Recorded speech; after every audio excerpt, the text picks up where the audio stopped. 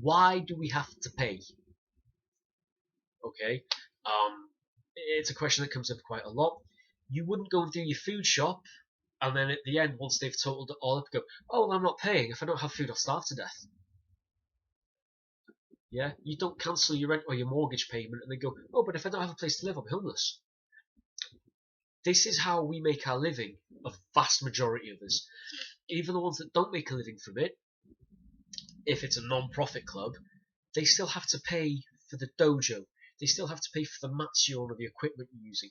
They don't have to just pay for the rent of the room. It's the electric bill that might be incurred. It's the water bill that's coming from the shower and the changing rooms. There's more to it than just, oh, I'm just doing this. Oh, it should be for free then. No, it shouldn't be. What is it you do for a living? Well, why aren't you doing it for free? Oh, because you have bills to pay. So do we.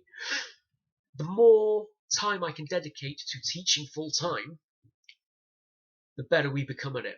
If I have to say, sorry, I can't teach when you're available because I've got a whole bunch of other security jobs I've got to work to pay my bills. Once you make enough money to teach full time, I can dedicate full time to teaching you. With me, the money I make from teaching, I will then use to get other qualifications to keep myself up to date with everything that's going on. I'm one of a handful of people who can probably give you the actual legal uh, razzmatazz with the difference between self-defense and assault, where it is and where it's not. I've had conversations with police officers who didn't know what the actual law was. I can't do that if I'm working 40 hours for minimum wage on something else. If I've just finished a security shift that is a 13-hour security shift overnight, I've just got off that shift. I might not feel like dragging my ass into the park to teach you for an hour when you're not going to pay attention to me.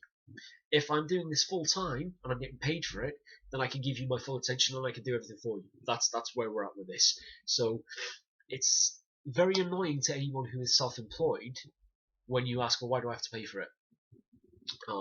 There's lots of memes, lots of snippets of conversations where someone has had an event, like a wedding or something, and they've hired a band and said, well, I'm not going to pay you, but think of the exposure you'll get. Or they've got a wedding photographer. Oh, I'm not going to pay you money, but think of the exposure. You have all these people in the room. Well, that's irrelevant. Think of the exposure you'll get from teaching me. What exposure? They're private sessions. Unless you are someone with 1 million followers, most of them in the catchment area I live in and train in, and you are going to film my lessons and promote the hell out of me, it's not worth it for the exposure. That's why people need to be paid for what they do. Another thing to think of is this. Think of the time someone's offered to do something for you for free, and think of the times you've actually paid a professional to do it. You get what you pay for, is what I'm getting at there. So yeah, you have to pay for it because we're providing a good or a service, and that's how the economy works. Basically, you don't get anything for free, and what you do get for free usually isn't worth getting.